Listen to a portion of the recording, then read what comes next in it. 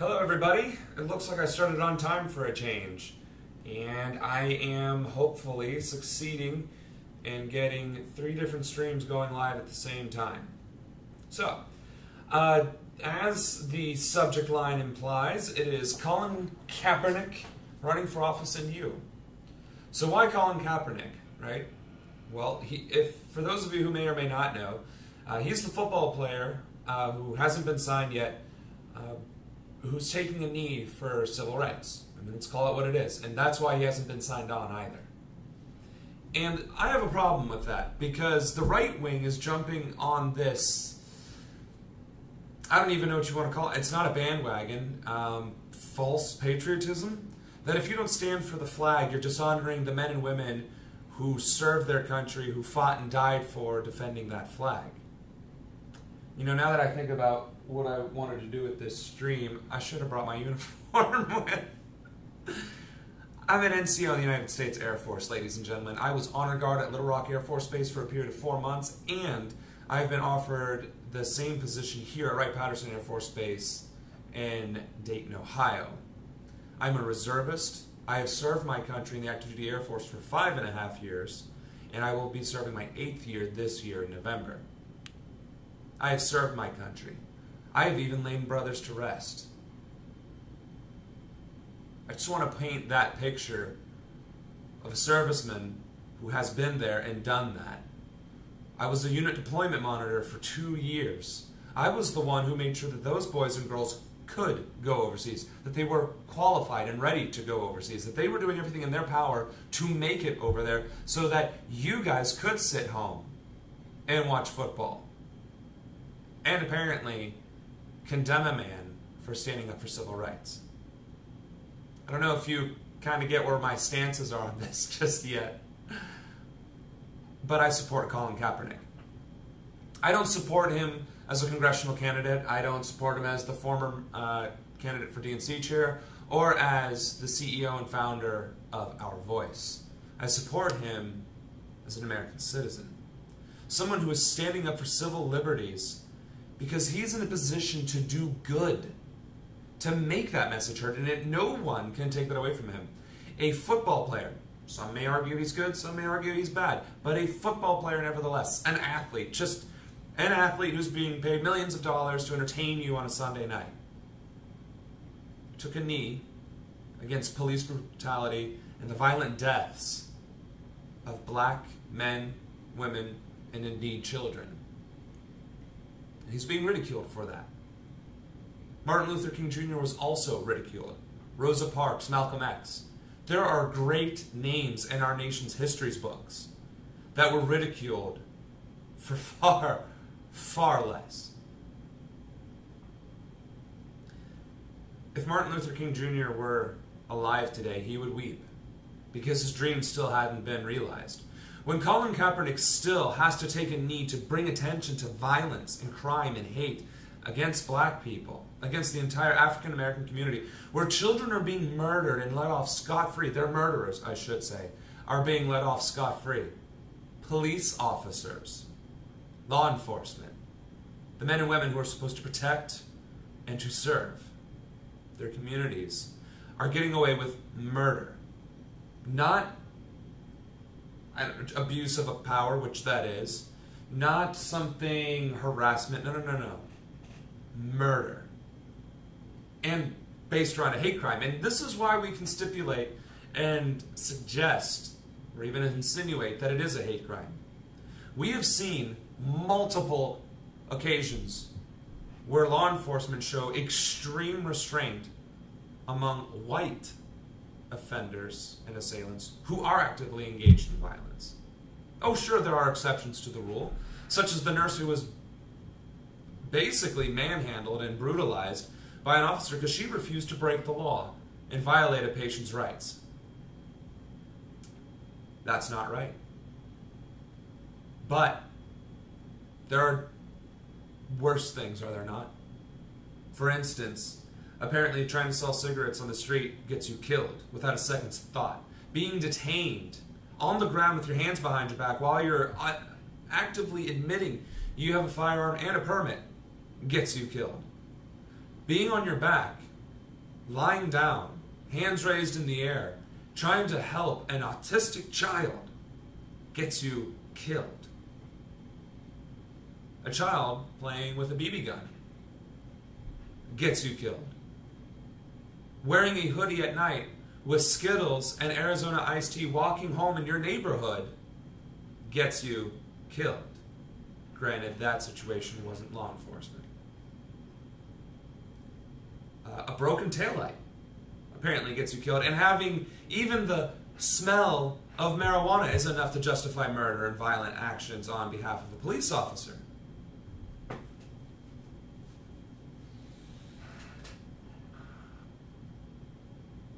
I understand completely why Colin Kaepernick refuses to stand for the flag, or the Pledge of Allegiance, or the national anthem, or whatever other patriotic thing that we do in this country. That's his right. And in fact, it may very well be his obligation. He may very well be at a point in his life where he cannot stand the injustice so much so that he has to do something completely unheard of, unknown, unseen. Taking a knee.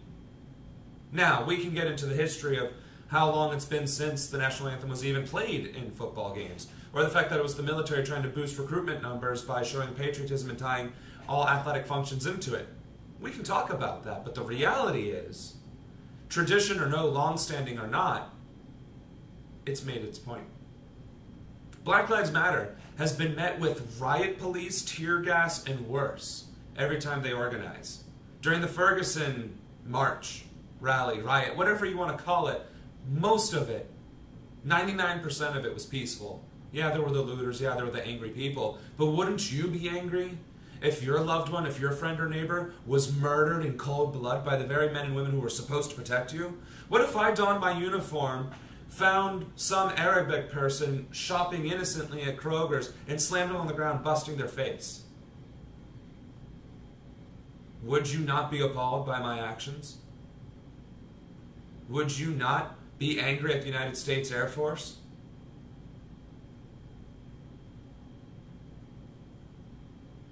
Apparently, that's not patriotic, though. Apparently, it's okay to kill black women and children, men, women, and children. Apparently, that's all right. It's perfectly acceptable. But standing up for those deaths is not. And being black and famous and wealthy is not enough to spare you the hypocrisy. It's rather disgusting, if you ask me. All I can say is I won't kneel for the flag. I will not kneel during the national anthem, in or out of uniform. Why? Because the flag represents a possibility, a hope. I believe in what this country can be, not what it is. And that's why I salute the flag. That is why I fold the flag. That is why I present the flag to the next of kin of the fallen.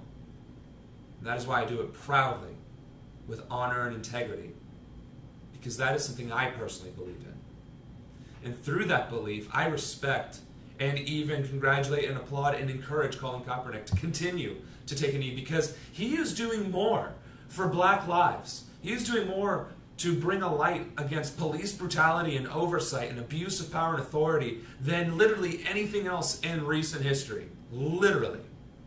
A football player making millions of dollars, donating that wealth to provide tons, not just thousands of dollars, but tons of food to African countries, taking a knee to bring a highlight and a spotlight to police brutality and the deaths of innocents.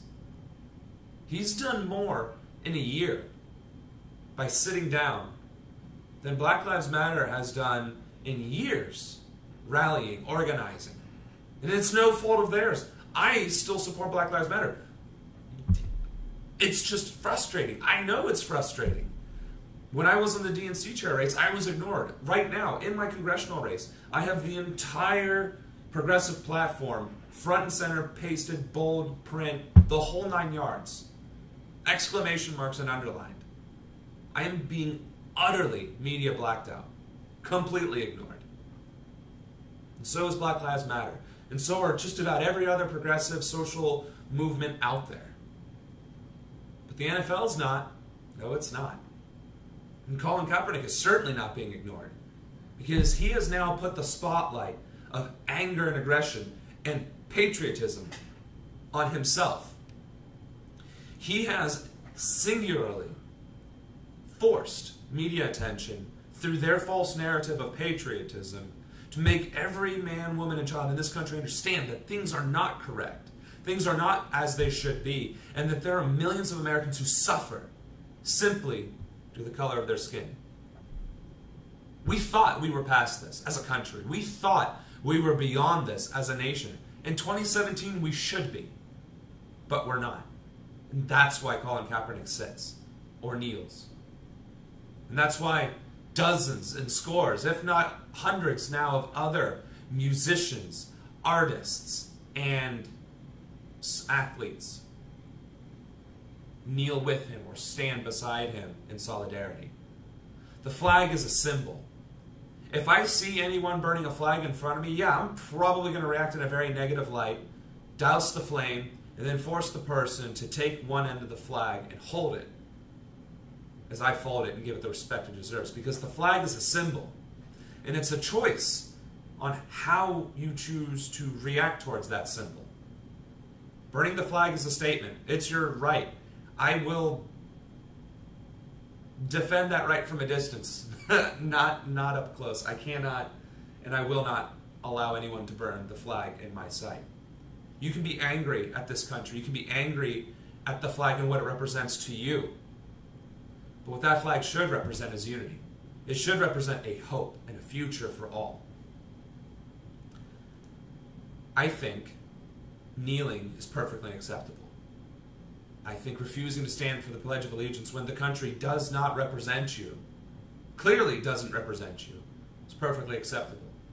But it's also acceptable to salute the flag and to give it the respect and honor it deserves because of what it stands for, what it can represent, the hope that it brings so many men, women, and children, not just in our country, but across the world. Yeah, fine. We're an empire. I'll say it. The United States is an empire in everything but name. Activity, action, trade, presence. We are an empire. And through that empire and that reach, many countries, many people do look to the United States for guidance and hope. Because we have so much. We have decadence. We have privilege. We have opportunity. Even the worst situated of us, even the poorest of our countrymen, have more access to food, water, and resources than the poorest, most destitute African countries, or South American countries, or Asian countries for that matter. That's also a fact. It's a reality. That isn't to say that our poor and that our impoverished and our suffering is any less because of it. It's simply that even at our worst, there are still places where it is worse. I think that's the biggest issue. We don't even understand our own blessings, our own opportunities in this country. We take them for granted, no matter what our demographic. And that's another reason why Colin Kaepernick kneels and sits.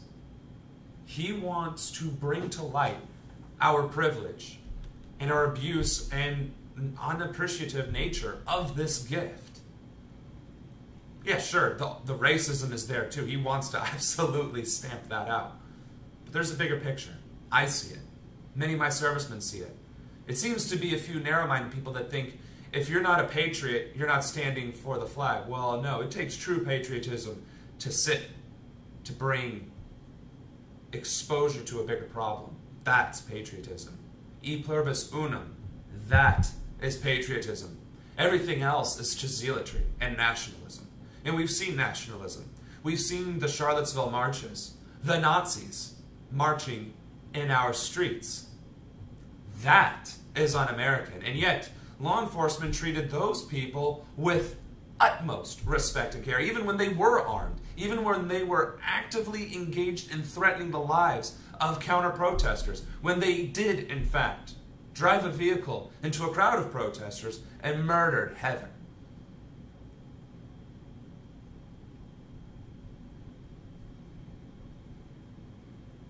Police stand by and abide by orders to stand down from whoever. Some say it was the governor. They obey those orders to stand down against Nazis, against the Klan, against white supremacists. But they show up in full force and riot gear with tanks and more against a Black Lives Matter march. Yeah, there's a problem in our country. There absolutely is a problem in our country. Racism is alive and well, and many people want to lay that at Obama's feet. That's your prerogative. I think the fact that an entire nation turned a blind eye, and an entire news organization turned a blind eye to effigies being burned of Obama, having him being lynched on Halloween as decoration, and that being lauded among certain conservative circles, says a lot more about the racism and what's causing it and where it's been this entire time, rather than the man they wish to blame. In fact, let's continue looking at the state of our nation, of our social justice. What kind of rhetoric brought the current president to office? Was it that of unity? Was it that of bringing social works to the public eye, as in healthcare and education?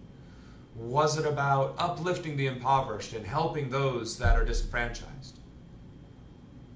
Or was it about building a wall? Deporting families and innocents? Travel bans to Muslim countries, but ironically, not the ones where he himself currently has business interests. Hate is winning in our country, ladies and gentlemen. Racism is winning. Intolerance and discrimination are alive and well in these United States in the year 2017. Colin Kaepernick is doing exactly what happened in the 50s and the 60s, what Rosa Parks started, what Martin Luther King Jr. embodied, what Malcolm X told us all then. He shouldn't have to take a knee. He shouldn't have to sit. Jay-Z shouldn't have to turn down a Super Bowl performance. Beyonce shouldn't have had to perform in such a manner as to pay homage to the Black Panthers. These things should not be happening. And the only reason why I'm not mentioning more names is because in my, I'll say it, frustration, I don't want to get the names wrong. I know the last names, Rice and Gray. I know Sandra, I know too many names. Honestly, there's far too many names. And from this year alone, ladies and gentlemen, these police killings aren't over the course of decades. This is in the past 2 years alone. And not even like 24 months of 2 years. Like barely over 12 months. 15, 16 months. This is disgusting. So yeah, I stand while Colin Kaepernick kneels.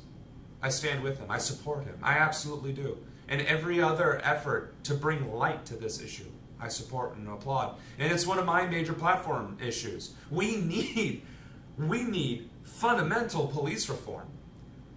And we also need to stop investing all of our local municipal funds into increasing our law enforcement, because all you're doing is creating a demand for law enforcement to exist. Meaning you have to pass laws where things that were legal are now crimes, or crimes that currently exist become worse and worse and worse, so that the means and the justification of enforcing them increase. Bonds are continuing to rise. Tickets are continuing to rise and increase in frequency as well as in cost, to the point where people are facing jail time for going 56 and a 50, when it costs, what, several $1 million to have 50 police officers in a town of 19,000 people? Really? We're that much of a corrupt and criminal society? Newsflash to whoever's watching and whoever may watch. Crime in this country is at an all-time low. And it has been. Murder, rape, theft, armed robbery, violent crimes, all of it is at an all-time low. Do these things still happen? Absolutely. Do they still need to be addressed? You damn well better believe it. But if we have all this law enforcement, why is the war on drugs not won? Why are we not victorious? The DEA is larger and stronger than it's ever been. TSA has completely entrenched itself in our travels. Are we safer? I mean, do we really need to harass grandma during the metal detector and basically grope her? Is she really that much of a threat? Do black people really need to question whether or not this traffic incident will be their last? Do Hispanic people? Do Islamic people? Do people who are not white seriously have to live in fear that any interaction with their law enforcement could be their last? And if so, why do we, as a country and a society, find that acceptable? Why do we tolerate the fact that some portion of our country, I'll say at least half of our country, is minorities, the different segments of minorities, right? Why do we, white people, the majority, find it palatable that a black person, a Hispanic person, an Asian person, an Islamic person, a person other than porcelain white, may or may not die at the hands of a police officer because they didn't listen? Really? Comply or die? Obedience or death? That is your argument. Well, if he had just listened to the officer, really? Because I've seen several instances where an officer just unloaded a clip into the person before they even had a chance to react. Or that a door was open and the officer was already attacking the person inside.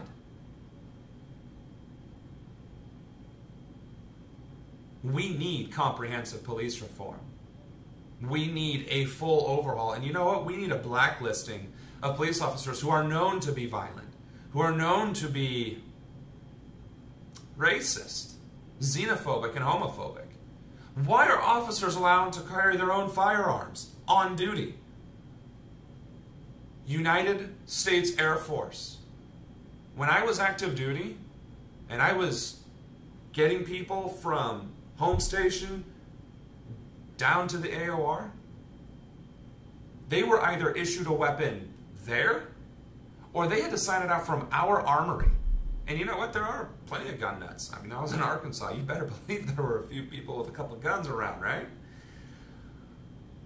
You are unauthorized by the statutes and doctrine of the Department of Defense and AFI, so Air Force Specific Code, and as well as all the other branches, from carrying your own weapons. And we are trained to fight and to kill and to defend.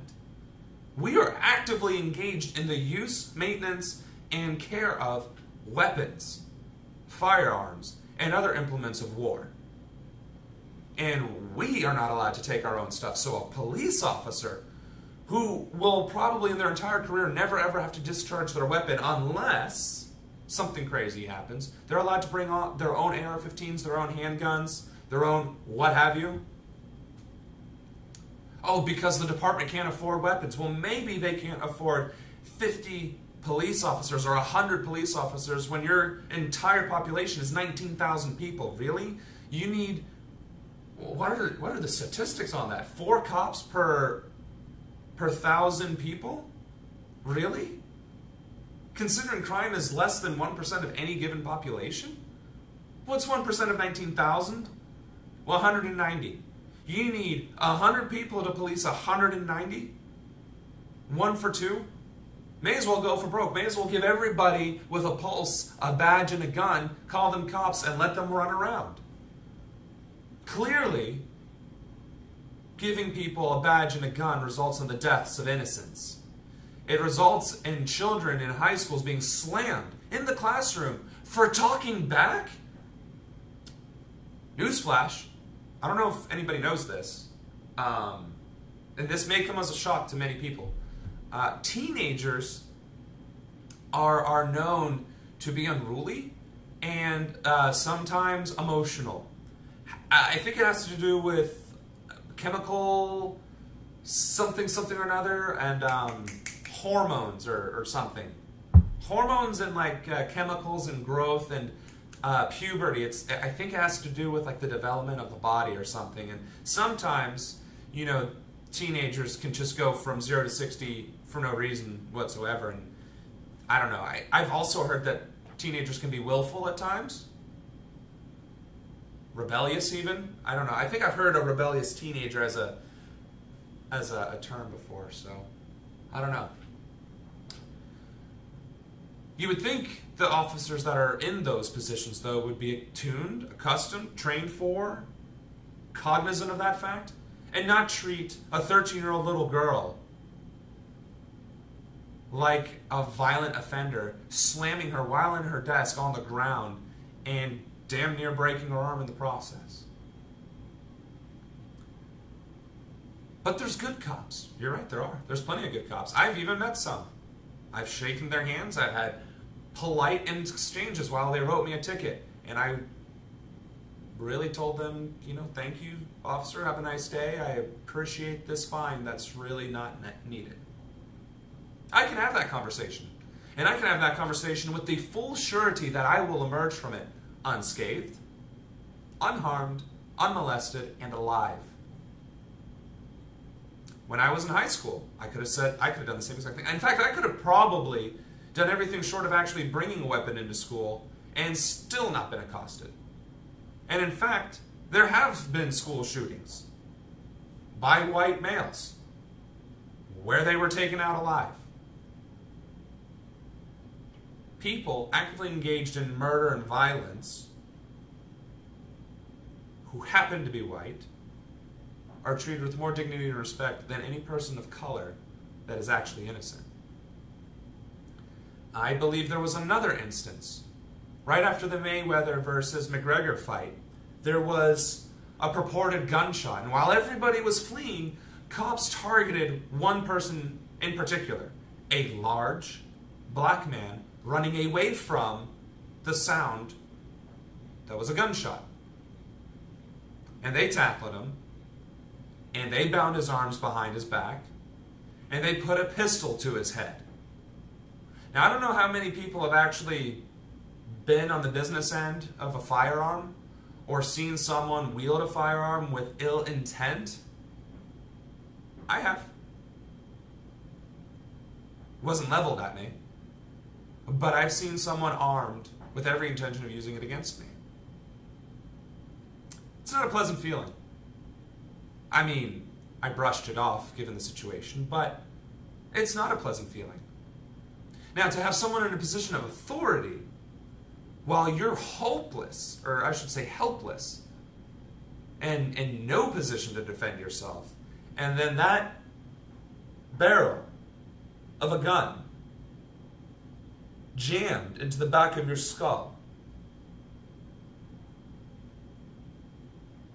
while the person holding that firearm is saying, "This is the police. If you move, I will fucking blow your brains out." And I use that word specifically. I know I'm doing a congressional live stream, but I think it paints the picture. What does that say? And what does it say about a society that tolerates such behavior from the men and women who should be better than that? Who should have the training and the poise and the control to not act like that? In the military, when you are actively engaged in combat, where your sole purpose for being there is to kill someone else so that you yourself don't get killed, you are not allowed to fire back unless fired upon and they are actively engaged as an active enemy combatant. That is in the LOAC, the Law of Armed Conflict.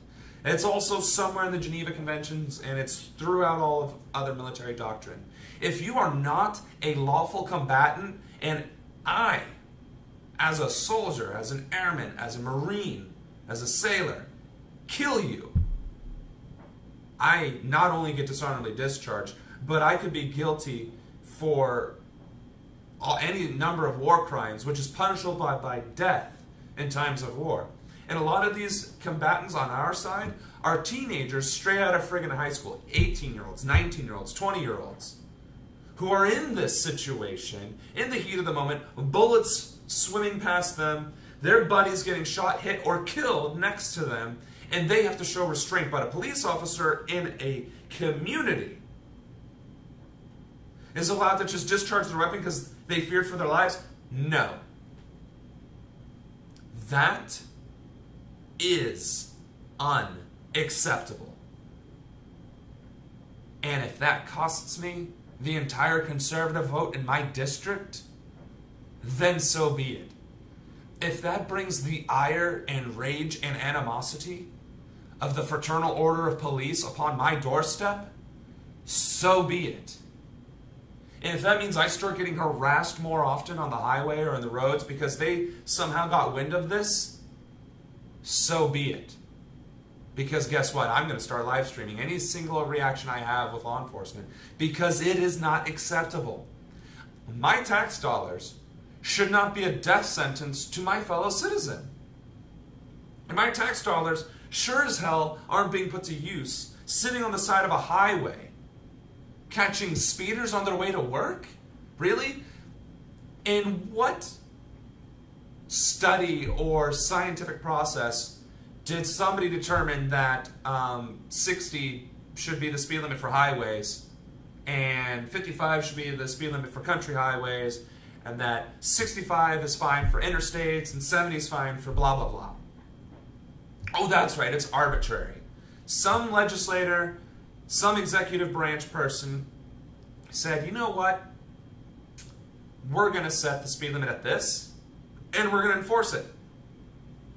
That's what they said. That is why speed limits exist. Because it is the easiest thing to quantify, track, and prosecute someone with.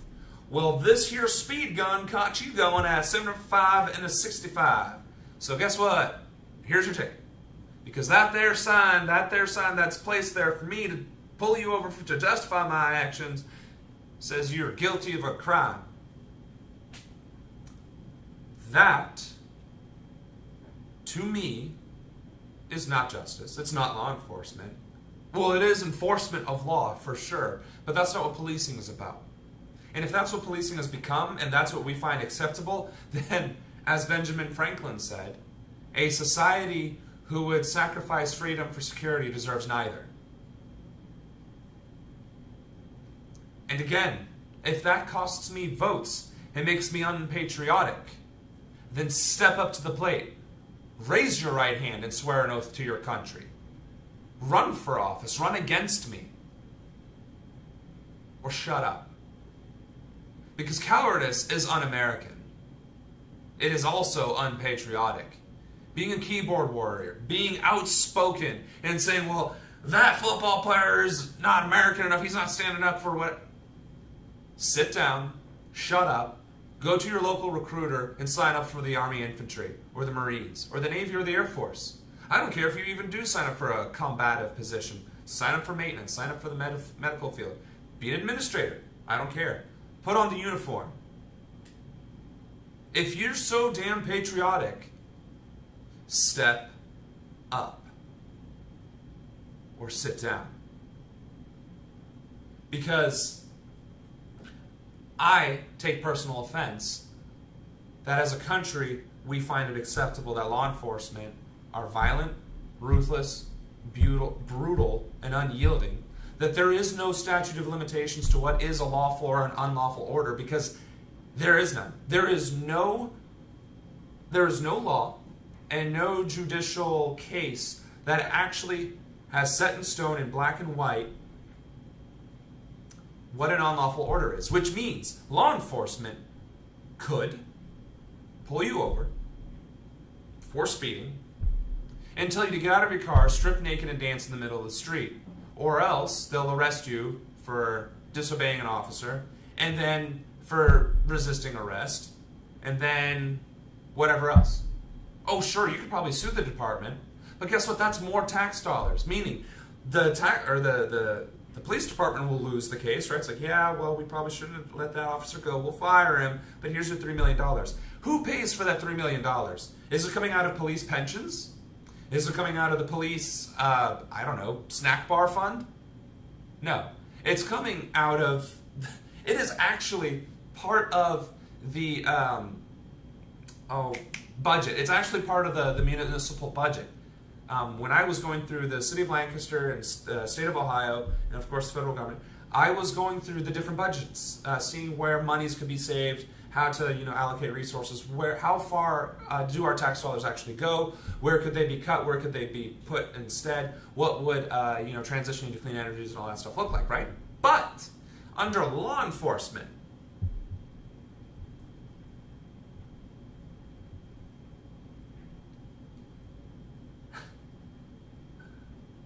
there's actually a budget line item for payouts. The word of what that's actually called is eluding me at the moment. Settlements. Sorry. There's a budget line item for settlements under law enforcement. Gee, you think you could save hundreds of millions of dollars across the country, billions probably, if you just didn't hire thugs and give them guns and badges? Solves a lot of problems, if you ask me. Or if you actually instilled discipline in their ranks and held them to a higher standard. Not, oh, I fear for my life. That's not discipline. That's certainly not a higher standard. That's cowardice, justifying murder, or a hate crime, however you want to look at it. And I think there's many in our country who would look at it as a hate crime. So no, we need fundamental police reform. And that's why Colin Kaepernick kneels, sits, does not stand for the national anthem. And he's right. So, I think I've given pretty good overview of the issue and where I stand on it. So the next part was running for office. I was a little brazen a moment ago saying either step up or sit down, step up, shut up kind of thing. But what does running for office mean, right? Is it doing live streams on a Sunday evening? Is it, I don't know, having smear articles written about you and, having your own hate club? No, running for office is actually, it's actually quite mundane. It's not that it is a difficult process, it's that it is difficult to carry out and see through. It's simple. It's basically like starting your own business for a period of like 6 months or something on average. Depending on what you're running for, it could be anywhere from 18 months, 2 years, something like that, right? 18 months. It's like starting from scratch your own startup business and trying to make it extremely successful in a period of 18 months, selling a brand yourself. It requires a brand, it requires a presence, reaching out to the community, selling yourself, having a message, a concise message. It's about having resources and materials and a way to find out more about the person. That's it. That is literally it. It involves money, sure. And how do you generate money? Through profit. How do you generate profit? By selling something, and the something is, again, the candidate. Now, whether that's asking for donations, whether that's holding, rallies and dinners and whatever, whether it's selling t-shirts and bumper stickers, whatever. The running for office part isn't the difficult part. I could literally sit any one of you down for an afternoon and give you everything you need to know about what parts of a campaign are going to be needed for whatever level of office you run, and have it set up like that. That actually only takes, I don't know, I mean, if you're a slow typer, 8 hours. A solid 8 hours to write everything out, build the website, and design a logo and whatever. But running for office is so much more than that. It's about this right here. And it's about this right here.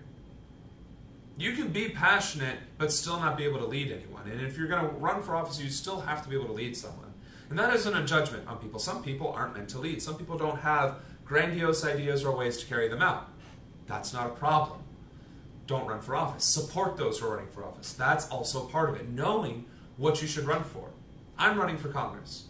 I have a national profile. I ran for the DNC chair.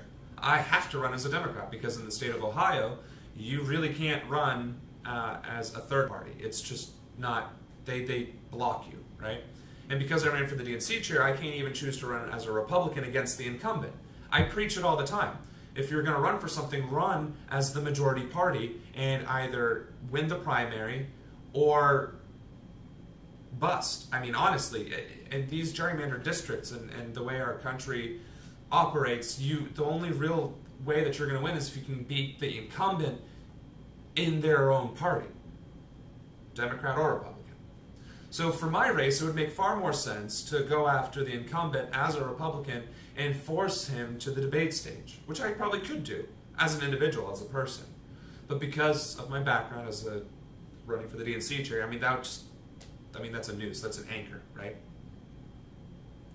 That being said, running for office is so much more than having ideas or having a passion, right? Because you can have all the ideas in the world, but if you don't have the passion or the ability to convey those ideas, then it's also a moot point and you don't need to lead.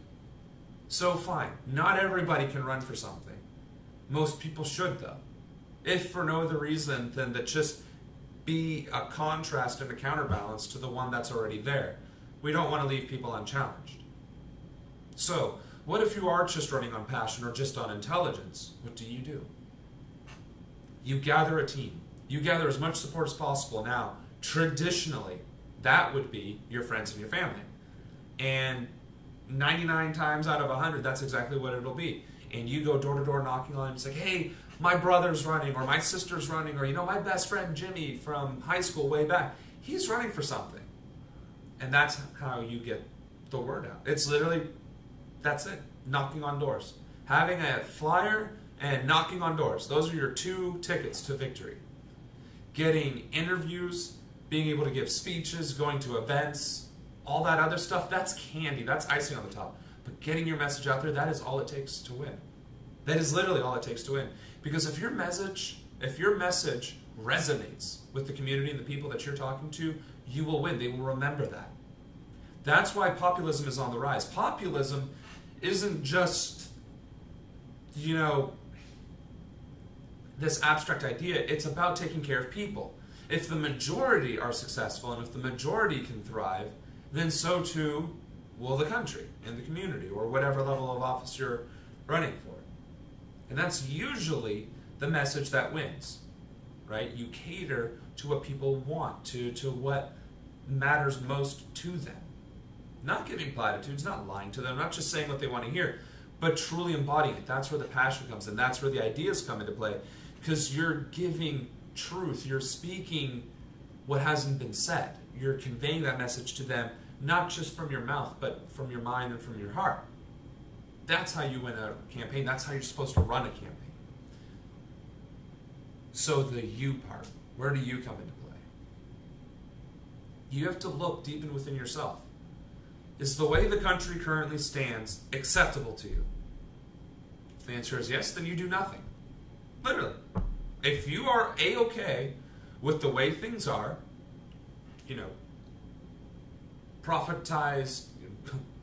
profiteering in the prison industry, pharmaceutical industry, education and healthcare industry, the complete thumb and depression and just complete disallowing the clean energy industry to grow and prosper,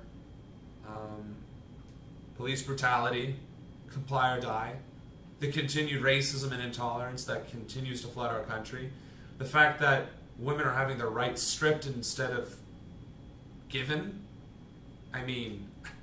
the fact that the LGBTQ community has to continue to worry about having equal rights under the law. If these things are okay with you, then do nothing. But if you see a problem, if any of those things or something else bothers you, then do something about it. I personally don't care if it is running for office or helping somebody run for office. Go to rallies, join an activist group, be a part of the community, do something community outreach. Promote your local businesses, like your mom and pop shops, the little coffee shop type things. Do it. But do something. I understand some people don't have time because of job, life, education, having a family. I get that. You can't dedicate your entire being to politics or to activism or to whatever because you still have to keep food on the table and you have to manage to stay alive. I understand and I respect that. But support those people who do. If all you can do is retweet and share and like on Facebook and Twitter and Instagram and whatever else, do it. Absolutely do it. But be consistent with it. Continue to spread the word. Do the research. Spend an hour a day doing something. Even if that something is just liking and sharing. Because doing nothing is condoning what is. Doing nothing is tacitly saying, I don't care enough to do anything about it. If you truly can do something and choose not to, because my vote doesn't matter, oh, it's too hard, oh, we're going to lose anyway, but I'm in a Republican area, it's not going to matter. Every time they go to the rally, it's like 10 people. Then you're part of the problem.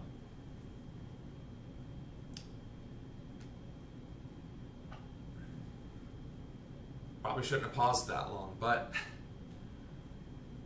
I don't really do well with mincing words. If you're not going to address the problem or do something about the problem, then be quiet.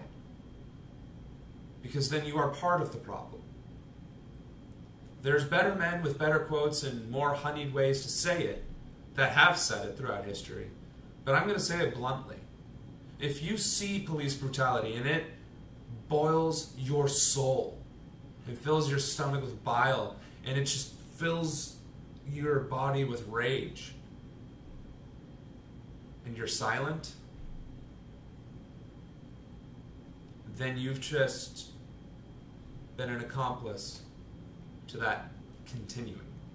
Those cops who watched their fellow officer abuse and manhandle that nurse for refusing to give blood or take the blood of an unconscious patient, those 3 officers are just as guilty of the violence.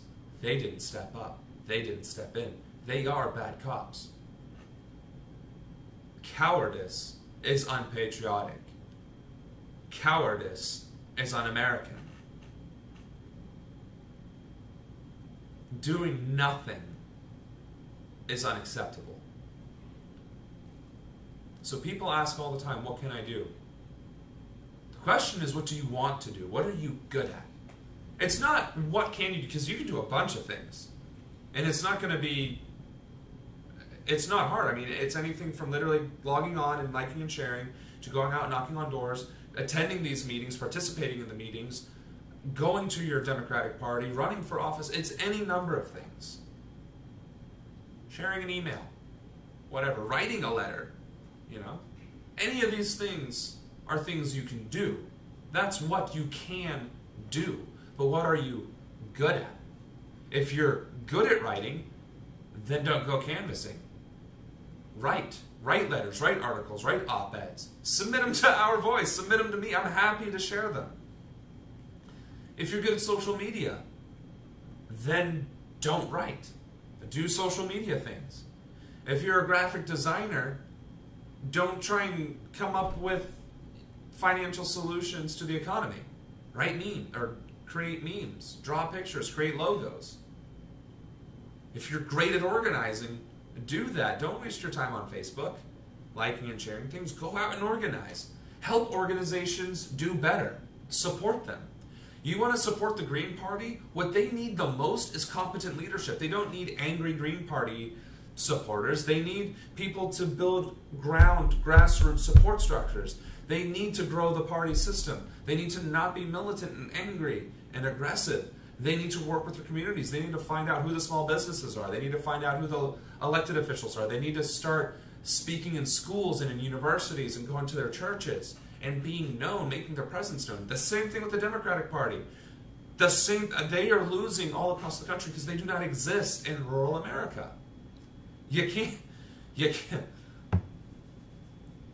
win if you're not there, right? So if you want to do something, there is a veritable mountain of things that can be done. We don't need more organizations. We don't need more heroes. We don't need more chiefs, right? What we need is people to do the work. We need people to step up and do the work and not just talk about the work. There's plenty of organizations out there. Start a chapter of said organization. Don't start your own. Why compete against each other? Why? Why are there 5 or 6 progressives running for the same office? Why are 6 progressives running for the exact same office? Why did 21 progressives run for Congress in Los Angeles? Of course they lost. They split the vote by 21.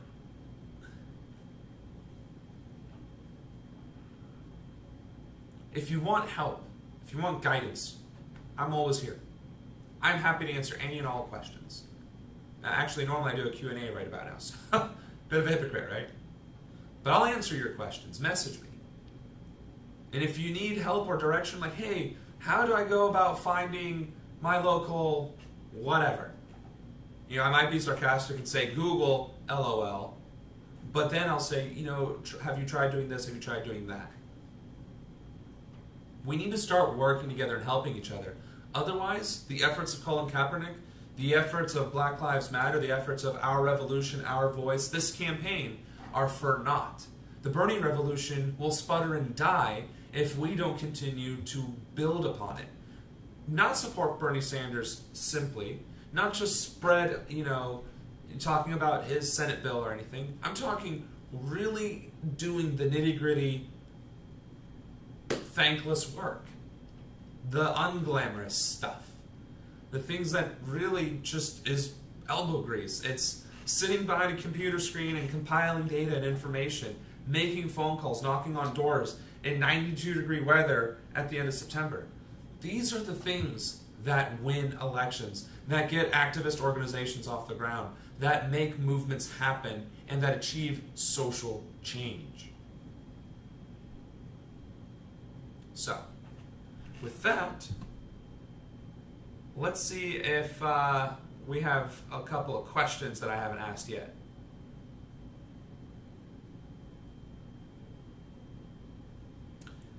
Let's see. Well, I don't see questions. You're right, Jessica. There are many people running for office and involved in their communities, and those persons need to be recognized and they need support. That's what we need more of, getting involved. And if you see friends and neighbors that are complaining or upset, just talk to them and say, hey, you know, I get it, I'm upset too. Have you heard of, like, I don't know, this local grassroots thing? I don't know, Bernie Kratz of whatever? Like, they're doing a thing this weekend. Like, you want to come with? Or are you active on Facebook and Twitter?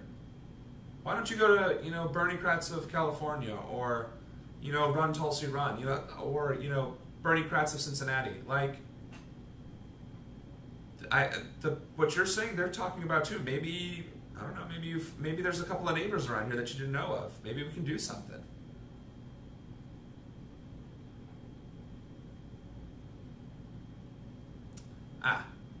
Sorry, I got distracted by a question. Squirrel, right?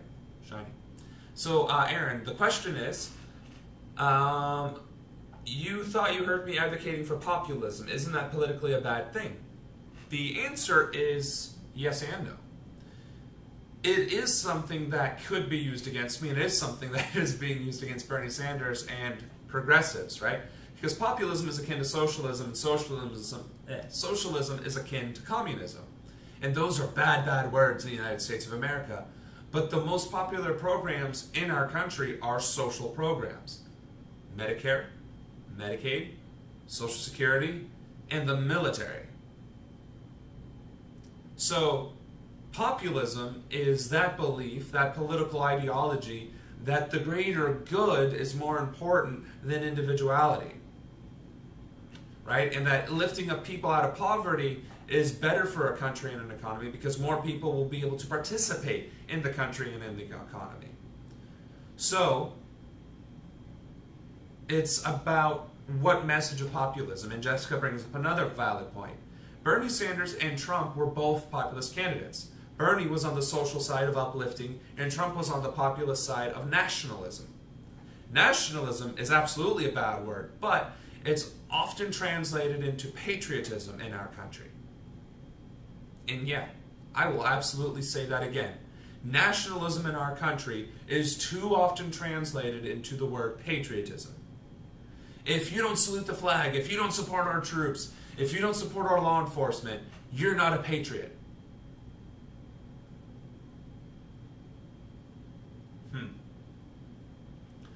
I know other leaders in history and other times in a human civilization where such things have been uttered. Usually it didn't end well for those countries and in those epochs in time. So, populism in of itself is not a bad thing, and it's certainly not a noose around my neck, and it's actually, even if it were, it would be one that I wear proudly because, quite frankly, it's what's needed. We the people are what's needed. The Constitution was written by, for, and of the people, not by, for, and of the corporations, the moneyed elite, and the powerful. I don't know when that started getting twisted and turned into, if you don't support big business, oil, wars on terror, the troops and law enforcement killing innocents in the streets, you're not a patriot, but that is the country we live in right now. That is the reality we face. I aim to fix it.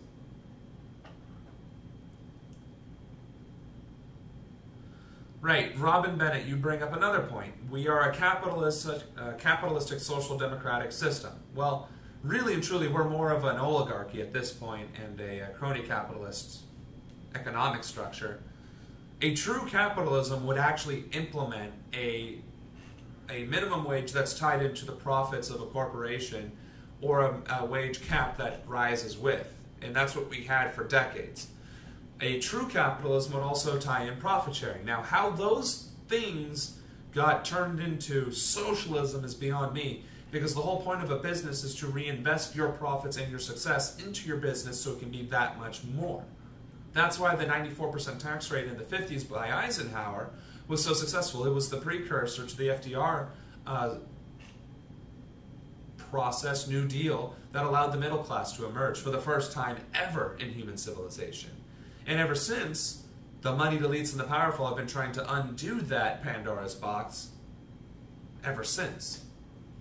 So, true capitalism, and I'm going to emphasize true in that, true capitalism is social democratic capitalism. I don't know, these terms get basically making money so that you can give money to people that work for you is exactly the way things are supposed to work. That is trickle-down economics. That has never once been practiced in our country at scale. Now, granted, there are companies who do, in fact, do that to a greater or lesser degree. I don't think there is any singular company, though, not Costco, not Google, Facebook, whatever, not any of these companies truly give a profit-sharing mechanism, as in 50% of profits get redistributed into the workforce. That is what capitalism should be, but it isn't, and that is what we should strive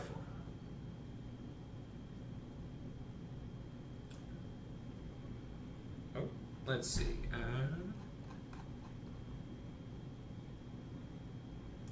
So Roger Flanagan, pretty hard to find things to do here. Pretty progressive area, and Tammy Duckworth is... Oh, wow, well... hey, Roger. What I would suggest doing is kicking back, relaxing, cracking open a cold one, and enjoying a brewski with me, all right? No, but seriously, if you are in a progressive community, if it's actually like working where you're at, then help those areas that are still suffering. And let's just say it's a large area, like miles and miles is actually just going great, right? Because congressional districts tend to do that, right?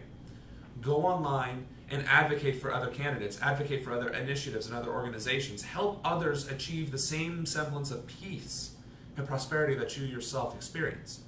If this may sound cliche, and some of you may think this is fake. I left active duty not just because of the government shutdown, or not just because I wanted to get into politics to fix the problem, but because it felt wrong for me to have so much readily accessible and so much available to me while I knew for a fact the rest of my country was suffering.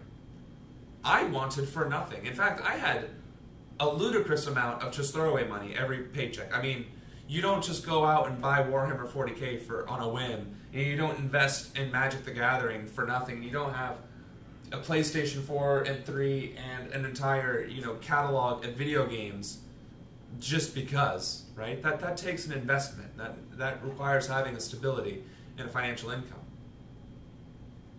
I felt wrong that I had that while serving my country and not really affecting any sort of real change while there was all these things happening, while these things continue to happen.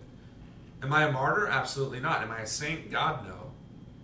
But it's not right to me that if I am able to do something that I choose to ignore and do nothing. I left active duty because I had to in order to run for office, but also because if I am in a position to do something, I should. That's how I was raised. That's the kind of person I am, whether you choose to believe that or not, whether the haters, I don't like that word, whether the people who choose to be vocal about their displeasure in my actions and activities agree or disagree. That's why I fight.